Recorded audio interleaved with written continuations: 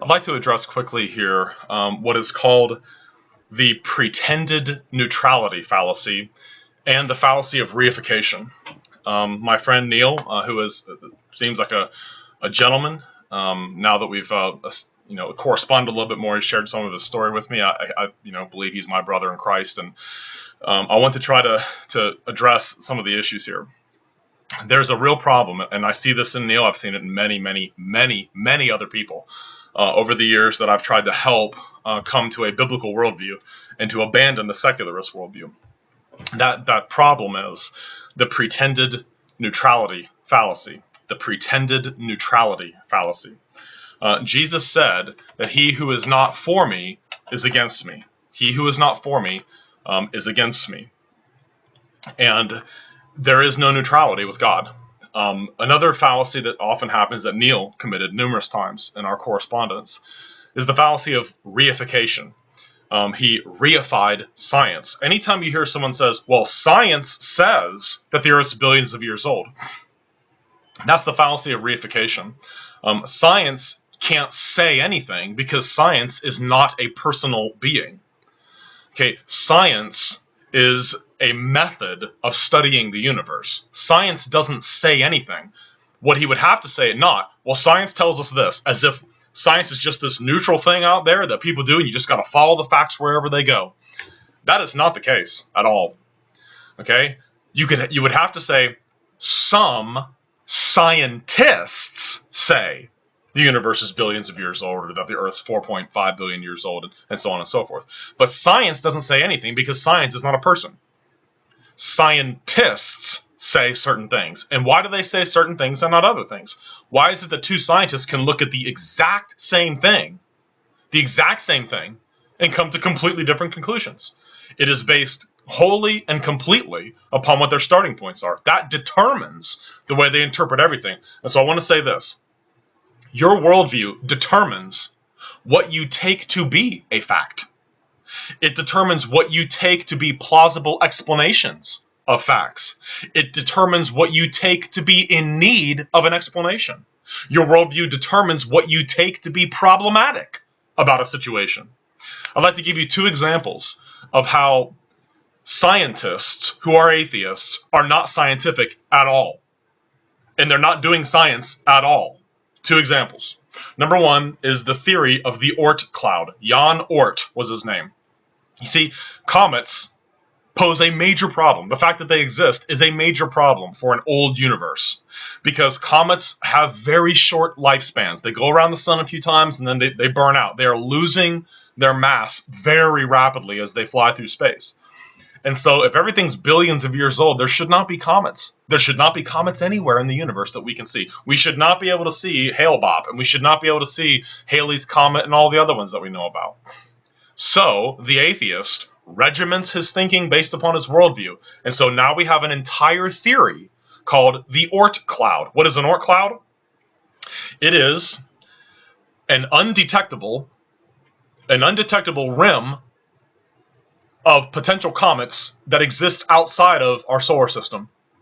And occasionally, for reasons unknown to anyone, since no one's ever seen the Oort cloud, no one's ever detected it. In fact, it's defined as being undetectable by present instrumentation. For reasons unknown to us, occasionally it throws a comet into orbit around the sun. I have a question, Neil. Is that science? Is that science? Does science tell us there's an Oort cloud? No, because it can't be seen, can't be detected, and arbitrarily, it just throws comets into the solar system once in a while. What is that? That's an argument from lack of data.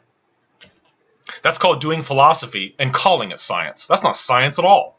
No one's ever seen an Oort cloud. In fact, it's defined as being undetectable. Well, isn't that convenient? What's their rescuing device for the existence of comets?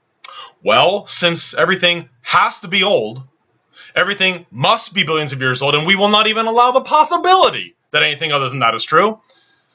Well, there's a source of comet somewhere. Well, has anyone ever seen it? No. Has anyone ever seen any evidence of its existence? No. Can you see any evidence of its existence? No. Why do you believe it's there? Because the universe has to be old, and there has to be a source of comets that fits our timescale. You see, that's why you can't say, well, science tells us this and science tells us that. No, it doesn't. Science doesn't tell you anything.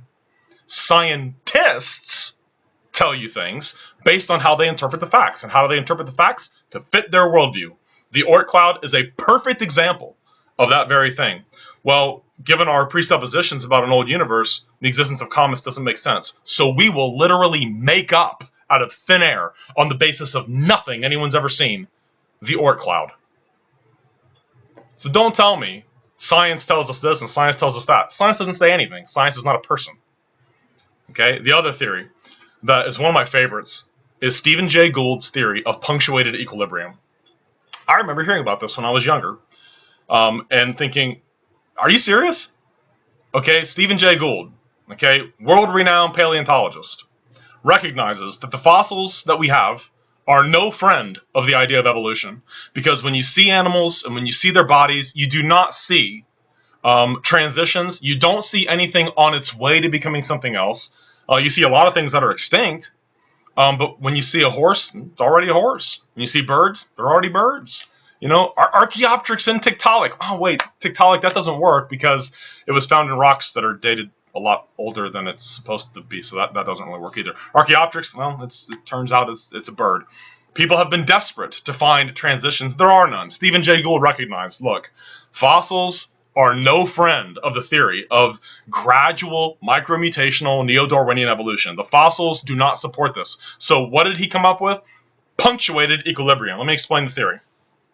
Well, since evolution has to be true, since there's no God, and we've got to account for all the diversity of life that we see, we'll postulate that evolution took place in real quick bursts, punctuated bursts of evolution. All of a sudden, huge changes happening really fast that are so fast they don't leave behind any fossil evidence at all. And then you have long periods of equilibrium. And then it's punctuated by huge bursts of evolution, and it happens so fast that no fossils are left behind. And then you have a period of equilibrium. Neil, is that science? Or is that philosophy? Is that scientific? Punctuated equilibrium. It was taught as science to me. In fact, we were taught in 6th grade that 2 lizards got together and laid an egg, and a sparrow was born. The hopeful monster theory. In the absence of evidence, science engages in science fiction. The scientists who are atheists engage in science fiction. Why? Because God's not allowed to exist. He's not allowed to exist. So we'll come up with theories that have no evidence at all in order to rescue our presuppositions. That's why I said a person's presuppositions are not just, it's just, sort of picked out of thin air. They are personal commitments that have the highest immunity to revision. And so when people who are quote-unquote atheists and who are scientists or agnostics or whatever, once they've embraced the deep time scale, you can show them facts all day long, and they're going to come up with rescuing devices, even if there is no evidence of any kind, no observable evidence whatsoever for these theories. The Oort cloud, any observable evidence? Any scientific evidence? No. Is it believed in? Yeah. Well, why would people believe in it if there's no evidence for it? Because the Earth's not allowed to be young. Because the universe is not allowed to be young. That's my presupposition. That's my worldview. It is immune to revision. Facts have nothing to do with what I believe. And you see, they don't have anything to do with what people believe in general. What determines what we believe is our presuppositions and our worldview. So don't tell me, well, science tells us the universe is this old. No, it doesn't. That's the fallacy of reification. You've reified science. You could say some scientists say that. Punctuated equilibrium. Here you have an argument to bolster a theory based on lack of evidence. Is that science? Or is that philosophy? Very clearly, it's philosophy masquerading as science. It is a pre-commitment to the idea that there cannot be a God. There must not be a God. And of course, as I said, the God of evolution is really time. Time is the altar before which they genuflect, bow, and offer themselves as a living sacrifice. Because time is magical. It's magic. Give it enough time, pile on mutations, even though we've never seen one that adds information. Pile on the mutations and you'll get from amoebas to, here I am. As Bill and I said, Ken Ham, you want the evidence for evolution? Look at me. I'm sitting right here in front of you. We evolved. What does that show? It's a worldview issue. It has nothing to do with facts, nothing to do with science. Oh, they call it science, sure. But you see, I know what science is and what it is not. What they call science, when people say, yeah, the Oort cloud, that's a scientific theory. No, it's not. It's a theory based upon a worldview for which there is no evidence whatsoever. None. Punctuated equilibrium. That is an argument to bolster the theory of evolution based on a lack of transitional fossil evidence. Well, I guess evolution, since it has to be true, it must have happened in huge, real quick bursts that happened so fast it didn't leave behind fossils. Neil, is that science? Is that science telling us something? No, that's scientists who have an irrational worldview that destroys the possibility of even doing science.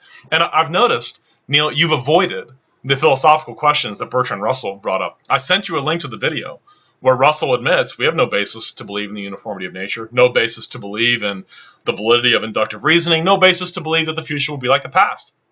Russell himself says, all we know is that in the past, the futures resembled the past. So we know that past futures have resembled past pasts, but we still don't have any rational foundation to proceed into the future believing that the future will resemble the past in terms of its law-like qualities. Do you have an answer for Russell? Does the atheist worldview have an answer for Russell, for Hume, for Hume's skepticism regarding causality? Do you have an answer for him? I've never heard one. Russell never came up with one. In fact, I've never heard any philosophers, Dawkins, any of them, scientists. You have an answer to the problem of induction, the problem of the uniformity of nature, the problem of the law-like characteristics of matter, chemistry, physics, holding true into the future? Why should we proceed on the expectation that they will? I know why.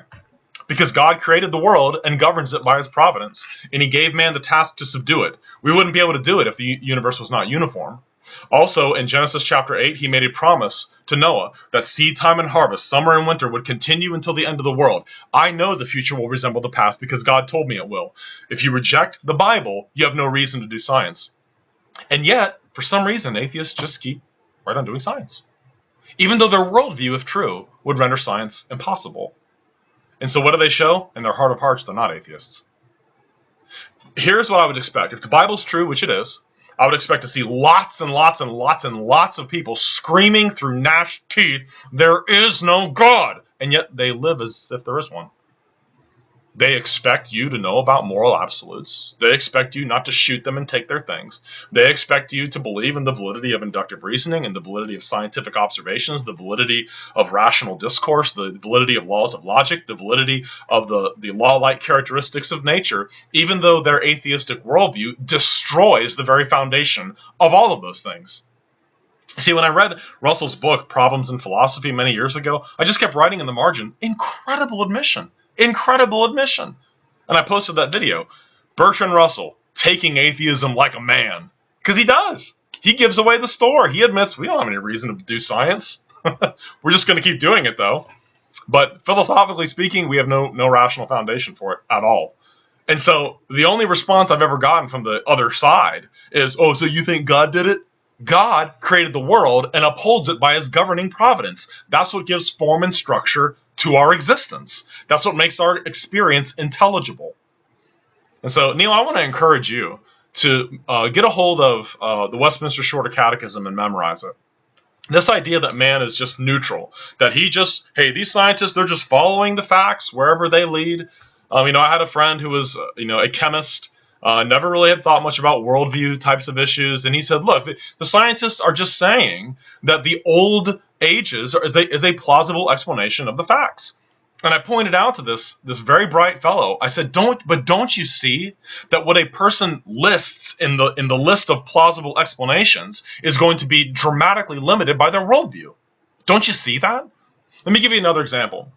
Many years ago, William Lane Craig, who's a Christian apologist, debated a chemist named Peter Atkins. I think he's at Cambridge or Oxford, one of those things. He's a very outspoken atheist. Now, during the armchair discussion that followed, William F. Buckley was moderating it. And William Lane Craig is probably the greatest living expert on defending the historicity of the resurrection of Christ. Just phenomenal. And he made a devastating presentation on the historical resurrection of Jesus Christ. And William F. Buckley asked the atheist sitting there in the armchair, Dr. Atkins, what did you think of Dr. Craig's presentation on the resurrection of Christ, of those facts that the disciples claim to be eyewitnesses of this, that Joseph of Arimathea, even the most radical liberal skeptics admit that these are facts. The disciples all claimed to have seen him after he was crucified alive.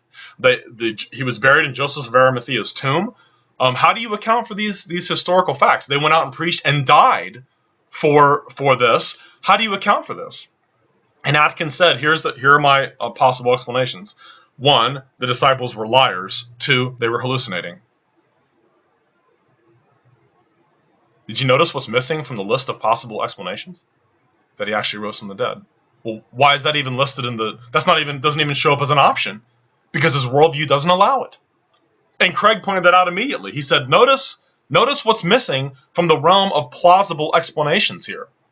That Christ actually rose from the dead. It's not even on the table. Why? Because that's not allowed to happen. Based upon that man's worldview. So don't you see that a person's worldview determines everything? Their interpretation of everything is determined by their starting points. Don't buy the pretended neutrality fallacy. And the late Dr. Greg Bahnsen said, look, when it comes to neutrality, Christians, you need to understand this when you're talking to non-believers. When it comes to neutrality, they aren't, and you shouldn't be. They aren't neutral, and you shouldn't be. Are they going to tell you they're neutral? Yes. But we know they're not. We know they're not. Will they tell you, I'm just going with the facts? This is just what the facts say. Facts don't speak for themselves. That's why I object to the reification of science. Well, science tells us this. No, it doesn't. Scientists tell us certain things based upon the way they interpret facts. And so you've got to get that. If you don't get that, you're never going to understand what God said in Genesis 3:15 is the enmity, the God-ordained antithesis between those who love and know the true God and those who do not. And so I hope that this has illustrated the pretended neutrality fallacy, and also pointed out that scientists who are atheists, very often what they propose for us to believe has nothing to do with facts, nothing to do with observations, nothing to do with science. They make hypotheses based on their worldview, not observations. The Oort cloud. Why is that even on the table? Not because anyone saw it, but because, well, we have to come up with a way to explain comets. And so they'll make up stuff. That's not science. That's science fiction. Same thing with punctuated equilibrium. What's punctuated equilibrium? Evolution must be true. The fossils are not helping us. Okay, fine. Then evolution must have taken place in such a way that it doesn't leave behind any evidence. And you just think, wow. Yeah, presuppositions are held at a personal level. Presuppositions and a person's worldview are not testable by science. They are rather that by which individuals interpret science, interpret facts. And so, Neil, until you get that, you're always going to be hamstrung by this old Earth stuff. You've already admitted, yeah, I get it. You know, dinosaurs died out 65 million years before man even got here. You have death before sin, but I'm just nobly going with the facts. No, you're not. No, you're not. You're bowing to people who are in rebellion against God and who worship deep time as if it is their God. And you're acting like they're just being neutral. They're not neutral. They're not neutral. They hold time, deep time, to be God. And time, deep time, is absolutely immune to revision. And until you see that, you're always going to be stuck in these compromised positions. I want to invite you to abandon them and to embrace the biblical Christian worldview. Thanks for watching.